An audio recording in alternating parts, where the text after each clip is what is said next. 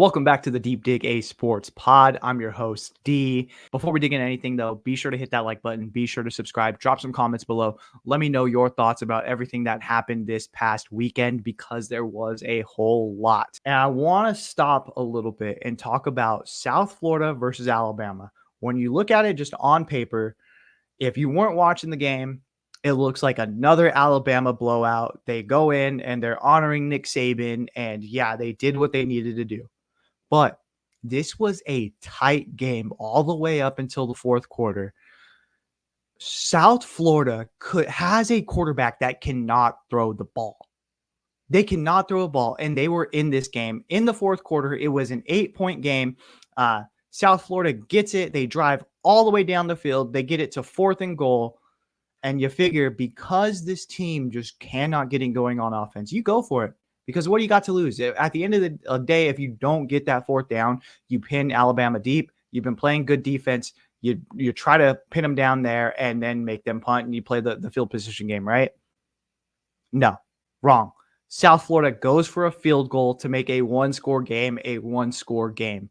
That was ridiculous. And then from there on out, Alabama just blew them out. It was, I think, a pick six. There was a good kick return that put them in really good field position, and they end up capitalizing on it. But that 4th and goal was the difference between Alabama having false hope for the rest of this season and Alabama being in really big trouble. Because if you are in that tight of a game, at a home game where you are honoring the greatest coach in your college's history, you're in big trouble. And they are lucky that South Florida was just playing scared and playing not to lose by that much and ended up getting boat raced at the end. Because if they go for that on 4th and goal, you just don't know what happens. If they make it, hey, we got a tie ball game here, or we got at least a 1-point ball game. If you don't, then you're pinned back and you got to make Jalen Milroe go the length of the field. And Jalen Milroe, up until that point, was not playing good. So if you're South Florida, I don't see the difference. I don't see why you wouldn't just go for it. But all right, I'm going to stand up. I'm going to come down off that soapbox. But if you're Alabama, you are not feeling great about this game. I think it gives you false hope because you look at the score. If you're a casual fan and you're like, Alabama blew them out. All right, cool. But there are cracks there. There's leaks in the dam, and it is going to take one good team to really just blow it off its hinges. And what are Alabama fans going to do when Kalen DeBoer drops a game that they're not supposed to? And it almost happened this past weekend.